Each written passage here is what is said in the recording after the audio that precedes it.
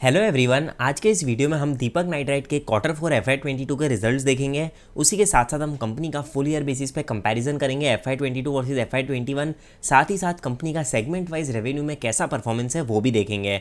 सो चलिए फटाफट से वीडियो को स्टार्ट करते हैं।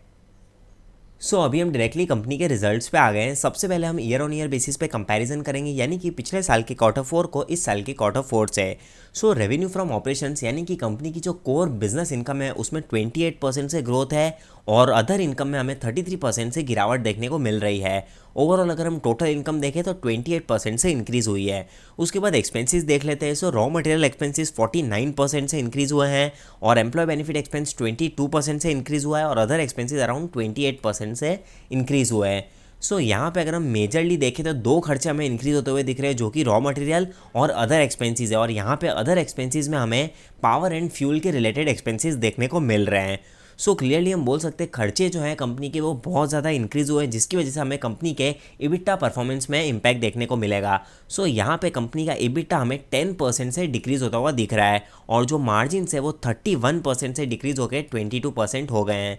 यहाँ पे ऐसा बिल्कुल भी नहीं है कि कंपनी के बिजनेस में कोई दिक्कत देखने को मिल रही है। उसके पीछे का रीज़न ये है कि अगर आप नोटिस करोगे तो कंपनी का जो कोर बिजनेस इनकम है वो तो बहुत अच्छे से इंक्रीज़ हुई है, अराउंड 28% के आसपास। लेकिन जो रॉ मटेरियल के प्राइसेस है, जहाँ पे कंपनी के हाथ में बहुत ज़्यादा कंट्रोल नहीं है, या फिर हम ये भी बोल सकते हैं कि ओवरऑल हमें डोमेस्टिक मार्केट में अगर आप दूसरी भी केमिकल कंपनीज देखते हो तो उन्हें भी ये सारी चीज़ें फेस करनी पड़ रही है, जिसकी वजह से यहाँ पे दीपक नाइट्राइट के बिजनेस में भी आपको दिक्कतें देखने को मिल रही है मार्जिन्स को लेके। ऐसा नहीं है कि भाई कंपनी के बिजनेस में हमें गड़बड़ देखने को मिल रही है।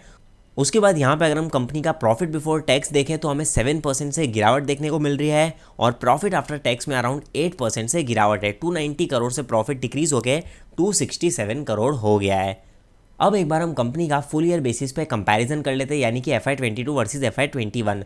रेवेन्यू फ्रॉम ऑपरेशंस में 56% की ग्रोथ है और जो अदर इनकम है वो 95% से इंक्रीज़ हुई है। बट यहाँ पे अगर हम अदर इनकम का अमाउंट देखें तो हमें बहुत ज़्यादा देखने को नहीं मिल रहा। ओवरऑल टोटल इनकम हमें 56% से इंक्रीज़ होती हुई दिख रही है। उसके बाद एक्सपेंसेस यहाँ पे आप देख सकते हो, रॉ मटेरियल के प्राइसेस 85% से इंक्रीज़ हुए हैं, एम्प्लॉय बेनिफिट एक्सपेंस 11% से और जो अदर एक्सपेंसेस है वो 35% से इंक्रीज़ हुआ है। यहाँ पे अगर हम पूरे साल का भी कंपैरिजन करें तो क्लियरली हम बोल सकते हैं कि रॉ मटेरियल और जो अदर एक्सपेंसेस है वो हमें बहुत ज़्यादा इंक्रीज़ होते हुए दिख रहे हैं। यहाँ पे अगर हम EBITDA देखें तो 30% से हमें ग्रोथ देखने को मिल रही है और मार्जिन्स आप देख सकते हो 29% से डिक्रीज़ होकर 24% हमें देखने को मिल रहे हैं। फाइनली अगर हम प्रॉफिट बिफोर टैक्स देखें तो 38% से ग्रोथ है और प्रॉफिट आफ्टर टैक्स जो है वो 776 करोड़ से इंक्रीज़ होकर 1067 करोड़ हो गया है, यानी कि 38% की ग्रोथ। फुल ईयर बेसिस पे अगर हम देखें तो कंपनी की जो कोर बिजनेस इनकम है वो भी बहुत ज़बरदस्त इंक्रीज़ हो रही है और अल्टीमेटली प्रॉफिट आफ्टर टैक्स में भी हमें डबल डिजिट में ग्रोथ देखने को मिल रही है। बट ओवरऑल हम बोल सकते हैं कि रॉ मटेरियल के प्राइसेस की वजह से हमें अल्टीमेटली कंपनी के मार्जिन्स पे बहुत ज़्यादा इंपैक्ट देखने को मिल रहा है। अदरवाइज़ अगर हम देखें तो कंपनी के जो नंबर्स है वो हमें काफ़ी अच्छे देखने को मिल रहे हैं ईयर ऑन ईयर बेसिस पे और फुल ईयर बेसिस पे भी हमें अच्छा परफॉर्मेंस देखने को मिल रहा है। अब एक बार हम कंपनी का सेगमेंट वाइज रेवेन्यू में कैसा परफॉर्मेंस है वो देख लेते हैं। हमेशा जब भी आप किसी कंपनी के रिजल्ट्स एनालाइज करते हो तो आपको सेगमेंट रेवेन्यू पे बहुत ज़्यादा फोकस करना है। उसके पीछे का रीज़न ये है कि वहाँ से आपको पता चलता है कि कंपनी क्या प्रोडक्ट्स बनाती है, कौन से सेगमेंट में कंपनी बिजनेस करती है, कौन से सेगमेंट में हमें सबसे ज़्यादा मार्जिन देखने को मिल रहे हैं और कौन सा सेगमेंट सबसे ज़्यादा रेवेन्यू में कॉन्ट्रीब्यूट करता है। यहाँ पे अगर हम बेसिक इंटरमीडिएट्स का देखें तो ईयर ऑन ईयर बेसिस पे हमें 63% की ग्रोथ है, फाइन स्पेशलिटी केमिकल्स में 14%, परफॉर्मेंस प्रोडक्ट में 86% और फिनोलिक्स में अराउंड 20%। उसी के साथ साथ फुल ईयर बेसिस पे आप देख सकते हो बेसिक इंटरमीडिएट्स में 66% ग्रोथ है, फाइन स्पेशलिटी केमिकल्स में 10%, परफॉर्मेंस प्रोडक्ट में 74% और फिनोलिक्स में अराउंड 68% ग्रोथ है। यहाँ पे अगर हम एक चीज़ देखें तो फिनोलिक्स में दीपक नाइट्राइट सबसे लार्जेस्ट प्रोड्यूसर है और उसी के साथ साथ ये कंपनी के रेवेन्यू में सबसे ज़्यादा कंट्रीब्यूट करता है। क्लियरली हम बोल सकते हैं कि इस सेगमेंट में हमें अच्छा खासा परफॉर्मेंस देखने को मिल रहा है। उसी के साथ साथ सारे सेगमेंट की अगर हम बात करें तो वहाँ पर भी हमें फुल ईयर बेसिस पे अच्छा खासा परफॉर्मेंस देखने को मिल रहा है। अब एक बार हम कंपनी के EBITDA मार्जिन्स के रिलेटेड चीज़ें देख लेते हैं। सबसे पहले यहाँ पे अगर हम कंपनी का EBITDA देखें तो ईयर ऑन ईयर बेसिस पे बेसिक इंटरमीडिएट्स में हमें 27% ग्रोथ देखने को मिल रही है और जो मार्जिन्स है बेसिक इंटरमीडिएट्स में अराउंड 26% के देखने को मिल रहा है और यहाँ पे लास्ट ईयर अराउंड 33% के मार्जिन्स थे। उसी के साथ साथ फाइन एंड स्पेशलिटी केमिकल्स में हमें 3% की गिरावट देखने को मिल रही है और जो मार्जिन्स है वो 41% से डिक्रीज़ होके 35% हो गए हैं।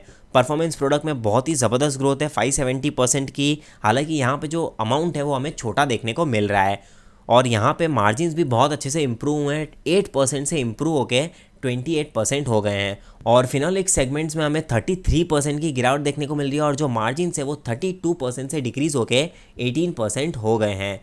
सो यहाँ पे हम बोल सकते हैं कि बेसिक इंटरमीडिएट्स और फिनोलेक्स के सेगमेंट में हमें बहुत ज़्यादा मार्जिन्स पे इम्पैक्ट देखने को मिल रहा है। अब एक बार हम फुल ईयर बेसिस पे कंपैरिजन कर लेते हैं। सो बेसिक इंटरमीडिएट्स के EBITDA हमें 52% से इंक्रीज़ होता हुआ दिख रहा है और जो मार्जिन्स है वो स्लाइटली डिक्रीज़ हुए हैं 29% से 27%। फाइन एंड स्पेशलिटी केमिकल्स में 20% की गिरावट है और जो मार्जिन्स है वो 46% से डिक्रीज़ होकर 33% हो गए हैं। परफॉर्मेंस प्रोडक्ट में 206% की ग्रोथ है और मार्जिन जो हैं वो 33% से इंक्रीज़ होकर 22% हो गए हैं। उसी के साथ साथ फिनोलिक्स में 35% की ग्रोथ है और मार्जिन 28% से डिक्रीज़ होकर 23% हो गए हैं। नेक्स्ट शेयर होल्डिंग पैटर्न के रिलेटेड डेटा देख लेते हैं। प्रमोटर्स की होल्डिंग 45.72 है और अगर आप पिछले 2 साल से डेटा देखते हो तो प्रमोटर्स की होल्डिंग कंटिन्यूसली इंक्रीज हो रही है। फॉरेन इन्वेस्टर्स की होल्डिंग 8.76% और दिसंबर 2020 से कंटिन्यूसली डिक्रीज हो रही है। डोमेस्टिक इन्वेस्टर्स की होल्डिंग 10.03% है और पिछले 3-4 क्वार्टर में देखें तो ऑलमोस्ट हमें सेम देखने को मिल रही है। साथ ही साथ पब्लिक की शेयर होल्डिंग अराउंड 35.5 के आसपास है और जो कि पिछले 3 क्वार्टर से हमें इंक्रीज होती हुई दिख रही है। फाइनली अगर हम कंक्लूजन पे आ जाए तो एक चीज़ बोल सकते हैं कि दीपक नाइट्राइट के जो नंबर्स है वो काफ़ी अच्छे देखने को मिल रहे हैं। सिर्फ रॉ मटेरियल की प्राइसेस इंक्रीज होने की वजह से अल्टीमेटली हमें मार्जिन्स पे बहुत ज़्यादा प्रेशर देखने को मिल रहा है। सो यहाँ पे अगर हम आज के दिन का परफॉर्मेंस देखें तो हमें 5.5% की गिरावट देखने को मिल रही है और 5 दिन का अगर हम देखें तो ऑलमोस्ट 12% के आसपास गिरावट देखने को मिल रही है। सो डेफिनेटली अगर हम इसके पीछे का रीज़न देखें तो शॉर्ट टर्म में ये सारी चीज़ें हमें देखने को मिल सकती है और उसी के साथ साथ अगर हम देखें तो पूरे बाजार में ही हमें अच्छा खासा प्रेशर देखने को मिल रहा है। अदरवाइज़ अगर हम देखें तो ओवरऑल बिजनेस में तो हमें कोई भी दिक्कत देखने को नहीं मिल रही है। सो एक ही चीज़ कहना चाहूँगा कि कंपनी के कॉन कॉल्स को पढ़ना, इन्वेस्टर प्रेजेंटेशन को देखना और उसी के साथ साथ एनुअल रिपोर्ट्स को भी पढ़ना ताकि आपको अच्छे से पता चल सके कि कंपनी का बिजनेस किस डायरेक्शन में जा रहा है और जब भी पैनिक हो तो आप उस टाइम पे स्टॉक को सेल ना करो और बजाय कि उस अपॉर्चुनिटी का फ़ायदा उठा के आप और भी ज़्यादा उस स्टॉक में बाइंग करो। सो यहाँ पर मैं आपको कोई दीपक नाइट्राइट के लिए बाय और सेल की रिकमेंडेशन नहीं दे रहा हूँ। ये सिर्फ मैं इसलिए बोल रहा हूँ क्योंकि ये स्टॉक 52 वीक हाई से ऑलमोस्ट 3000 रुपीज़ से करेक्ट हो चुका है। बट अगर आप यहाँ पे रीज़न देखते हो तो सिंपल सा रीज़न यही है कि मार्केट में भी प्रेशर है और हाई वैल्यूएशंस की वजह से भी आपको कई बार करेक्शन देखने को मिलता है। लेकिन एज सच अगर हम देखें तो बिजनेस में तो हमें कोई भी दिक्कत देखने को नहीं मिल रही है। और साथ ही साथ आपको ये भी चीज़ ध्यान रखनी है कि जितना हो सके आपका विजन एटलीस्ट 4 to 5 ईयर्स का तो आपको मिनिमम रखना चाहिए क्योंकि कोई भी बिजनेस को ग्रो होने में और अच्छा परफॉर्म करने के लिए टाइम लगता है। और साथ ही साथ आपको पोर्टफोलियो एलोकेशन को भी बहुत ज़्यादा ध्यान में रख के इन्वेस्ट करना चाहिए। बिल्कुल भी ब्लाइंडली ऐसा नहीं करना है कि भाई अगर आपको कोई कंपनी पसंद आई तो उसमें 20-25% आपने टोटल कैपिटल का जाके इन्वेस्ट कर दिया। हमेशा आपको ये ध्यान रखना है कि अगर आपकी कोई हाई कन्विक्शन बेट है जहाँ पे आपको लगता है कि नेक्स्ट 4 to 5 ईयर्स में कंपनी की अर्निंग्स बहुत ज़्यादा ग्रो होगी और आपको चीप वैल्यूएशंस पे मिल रहा है तो वहाँ पे आपको एटलीस्ट 8 to 10% जितना इन्वेस्ट करना चाहिए अगर वैल्यूएशन फेवर में है। अदरवाइज आपको लगता है रीजनेबल वैल्यूएशन है तो 4 to 5% जितना आप टोटल कैपिटल का उसमें एलोकेट कर सकते हो। सो मेरे हिसाब से अगर आप इस तरीके से इन्वेस्ट करते हो तो आपका पैसा काफ़ी सेफ होगा और लॉन्ग टर्म में आपको अच्छे रिटर्न्स भी मिलेंगे।